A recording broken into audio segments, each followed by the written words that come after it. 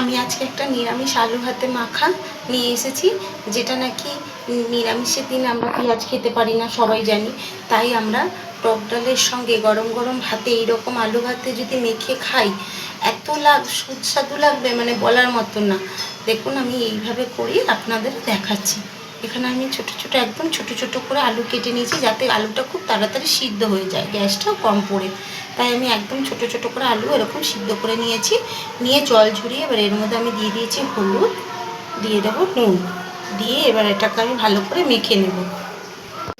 আমি নুন, হলুদ আর সামান্য পরিমাণে একটু চিনি নিচ্ছি। আপনারা যদি পছন্দ করেন দেবেন, নাহলে দেবেন না।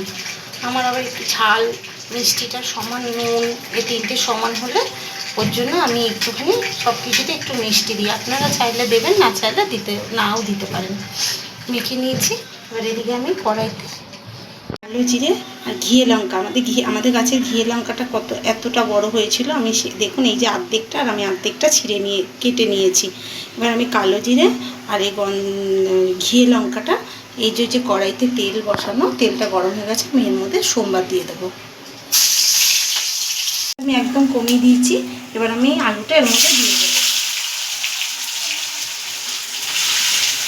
আপনি তো একদম সমান কমিয়ে দেবেন, নাহলে আলুটা পোড়া লেগে যাবে। পর আঁচটাকে মিডিয়াম আঁচে দিয়ে দিয়েছি। দেওয়ার পর এবার এটার মধ্যে, যেহেতু ঘিয়া লঙ্কাটা আমি তেলের মধ্যে দিয়েছিলাম, গন্ধ নাও ছাড়তে পারে, তাই আমি ওপর দিয়ে আরেকটু ঘিয়ে লঙ্কাটা দিয়ে আরেকটু নাড়াচাড়া দিয়ে দেবো। এটাতে আপনার সেন্টটা ভালো আসবে। নাড়াতে নাড়াতে আমাদের কড়াই থেকে ছেড়ে যাচ্ছে, আমরা বুঝতে পারছি যে আমাদের আলু ভাতেটা হয়ে গেছে। এবার আলু মাখাটা আমরা নামিয়ে নেব।